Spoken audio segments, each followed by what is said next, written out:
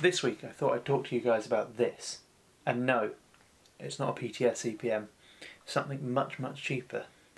I guess you could say this is Airsoft on a budget. Wait, hang on. Airsoft on a budget. No, that's used by someone. English Kiwi's cheap but good stuff. Needs a better name. So yeah, these appeared a couple of months ago on UCAP. Someone found these and posted them and said, hey, has anyone used these before? Are these any good? I saw them and went, oh, they look like the EMAGs that the British Army currently use in the L85s. That would go perfect for my Afghan build. Hang on, this is my Afghan build. Much better. So as I was saying, these mags go perfectly well into this L85 Afghan, late Afghan spec build. Now, these look like PTS EPMs, but they're not. They're actually, I believe, Battleaxe mags. They're stated as 150 round mid caps. And what was curious is they were £5.90 each, so I could buy effectively 5 of these for the price of one PTS EPM where I've seen them. So I thought I'd risk it and give it a go and ordered a couple. Now, fair warning, I don't actually have any M4s to test these in. The best I've got is SA80 derivatives, so I've got my ICS L86 and my G&G L85, and I will mention I've had to modify these mags slightly to fit the G&G, but then again I've had to modify G&G mags to fit the G&G, so much for muchness there. Just to talk about what modifications I've done, I've had to file down the front of the mag slightly. This is to fit in the G&G magwell, because the G&G magwell is quite a tight magwell. The ICS has a much more open magwell and therefore could take these mags without modifications, but because I want to use them in both my rifles, I've modified them accordingly. It's a simple modification and it doesn't affect the performance of the mag in any way other than it now fits in my gun, and my gun is quite picky in terms of mags. So other than the look of this mag, why did I buy these? Well, the insert is actually clear and you can actually see how many BBs you have. You see, when you fill your mag all the way up, BBs appear at the bottom of the bullet window here. These aren't actual bullets, don't be scared, these are fake inserts, which we shall take out now.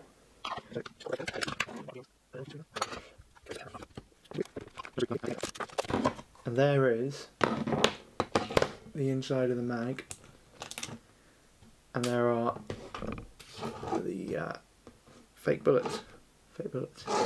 There's a bit of flex in that, but that is pretty well made, I'd say, for well, what is a £5 mag. And also there is, I won't say perspex, clear plastic inserts there for the windows, which is very nice. Nice little touch. You can see for a mid cap this actually holds a surprisingly large amount of BBs. So I emptied a full mag into a bag earlier. This bag was empty beforehand, and I roughly counted them, and it is true, it's about 150 BBs in there. So you're looking at about half a mid cap, half a high cap's worth of BBs in one mid cap, which is pretty good going.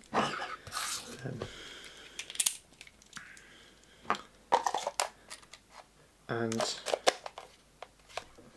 there we are, back together, and you can see there, you can see through the bullets and see the spring and the BB there, but when not backlit they actually look pretty good. So in terms of feeding, they both feed absolutely fine in the ICS SA80 and the G&G L85. They've kept up with the rate of fire in both, so I think they're both around the 20 round per second mark. Nothing too high, nothing too insane, but these are fed fine. I only have two gripes with them, one minor, one less minor. So if you're a bit overzealous in your speed loading, what can happen is the latch gets pushed down and caught, so that the feed tube or the mag is effectively open with nothing to stop the BBs coming out. And as I shall demonstrate now, if that happens,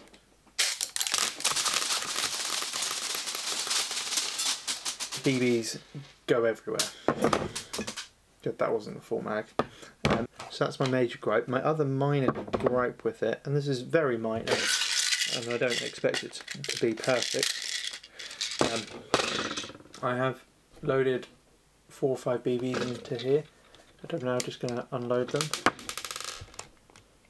Oh, there are BBs in there. The latch is released, but they're not coming out. There's the springs aren't quite powerful enough to push out the last 2 or 3 BBs, but you can use that to your advantage. So I put some brown 3.6s, 2 brown 3.6s in the bottom of each of my mags, originally to use them as a kind of index. So if I looked down and saw a brown BB in there, I knew it was an empty mag, as opposed to a slightly loaded mag.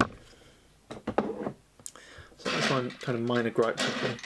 So I'm just going to try and take this mag apart and see how hard it is to mark it up for loading purposes. Several song-filled hours later. Right, so I've got this mag back together, and what I've done is I've one of the imitation bullet sets out, so you can see the spring there, but the bullets are on this side. As you can see there, nothing in there at the moment. But hopefully what it means is when I'm using the rifle,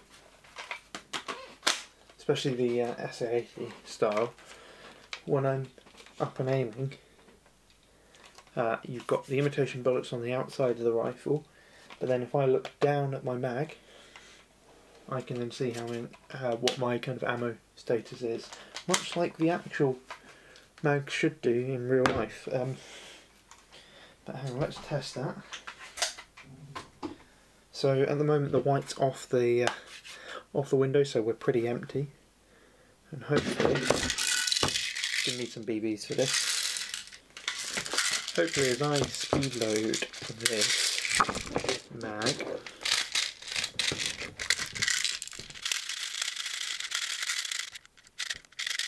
there we go. You can see my indicator is coming to view and he's moving.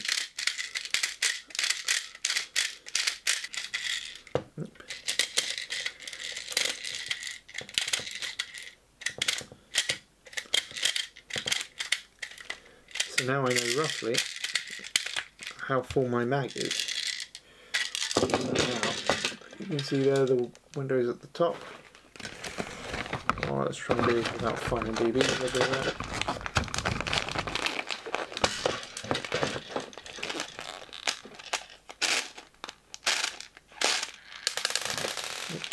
And I've done that. But as I fire BBs down the window it goes, and that'll be about halfway. So maybe what I need to do is put a second line in, and then we're empty.